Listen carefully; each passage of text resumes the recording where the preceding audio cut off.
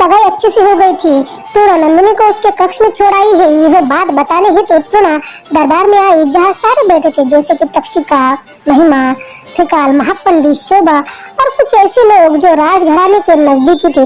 तृणा नजरें झुकाए सामने आकर महारानी से कहती है, महारानी, आपके आदेशानुसार हमने उन्हें उनके कक्ष में छोड़ दिया है। महिमा कहती है, वो खुश तो है ना? तब तृणा कहती है, जी हाँ, आज वो बेहद खुश लग रही थी। जिस पर महिमा कहती है, बस सब कुछ ऐसे ही चलता रहे और हमारा मकसद भी सफल हो जाए। त्रिकाल नजरें फेर लेता है तो शोभा का चेहरा उदास सा हो जाता है। वैसे तृणा बता ही रही थी कि आज, और महिमा सबको बताने लगती है कि कैसे नंदिनी में छूते ही पेड़ पौधों में, फूलों में जान आ गई। जहाँ जहाँ उसने कदम पड़े वहाँ वहाँ रोशनी चमक गई। राक्षस लोक में दिन भर की बस सारी बातें सबको बताकर महिमा कहती है, सच में कलयुग में भी कोई इतना पवित्र हो सकता है, यकीन नहीं होता। महिमा की ये बात सुनते ही तक्षिका कुत्सित भाव से मुस्कुराती है, जो त्रिकाल देख लेता है। तब त्रिकाल तक्षिका से कहता है, आपके इस तरह मुस्कुराने का मतलब हम क्या समझे? आपको माता की बातें मजाक लगती है?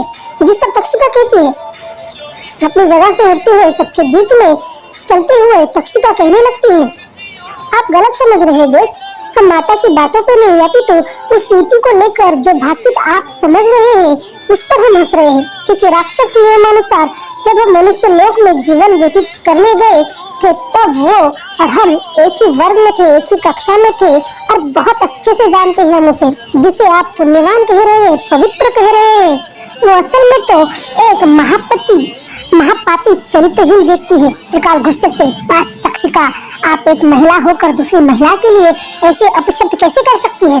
जिस पर तक्षिका कहती है, जस्ट शांत हो जाइए, हम अपनी मर्यादा जानते हैं और नंदिनी का सच भी आज वो हम आप सबको बता देते हैं। करीबन 6 वर्ष पूर्व की बात है, जब हमारे शिक्षालय की सामूहिक ट्रिप निकली थी, जो शापित जंगल के थोड़ी दूरी पर थी। और आपको पता है, नंदिनी ने अपने बहन संग प्रोफेसर के मना करने के बावजूद राक्षस के जंगल में प्रवेश कर गई। त्रिकाल अपनी नजरें उस यादों में जाने लगता है, पर उसकी किस्मत अच्छी थी जो पूरे 3 दिनों पश्चात वो बेहोश अवस्था में मिली, किंतु उनकी बहन राक्षस के हलक का निवाला बन गई। हम तो यही सोच के हैरान है कि वो राक्षस जंगल से बची तो बची कैसे? जिस पर महिमा कहती है, तो आपको इस बात का अफसोस है कि वो बच गई और आपकी इन बातों से कहीं भी न लग रहा कि वो पवित्र है। जिस पर तक्षिका कहती है, क्योंकि हमारी बात अभी भी पूरी नहीं हुई है। पता जंगल में बेहोश अवस्था में मिली नंदिनी को हॉस्पिटल ले गए, किंतु वहां जाने पर ज्ञात हुआ कि वो अपनी मानसिक स्थिति खो चुकी है। किंतु ऐसा न था, उसमें मानसिक रोगी के कोई भी लक्षण नहीं थे। किंतु उस हॉस्पिटल में नंदिनी को ले जाने के बाद ज्ञात हुआ कि वो माँ बनने वाली है। यह सुनते ही त्रिकाल के पैरों तले की जमीन खिसक जाती है।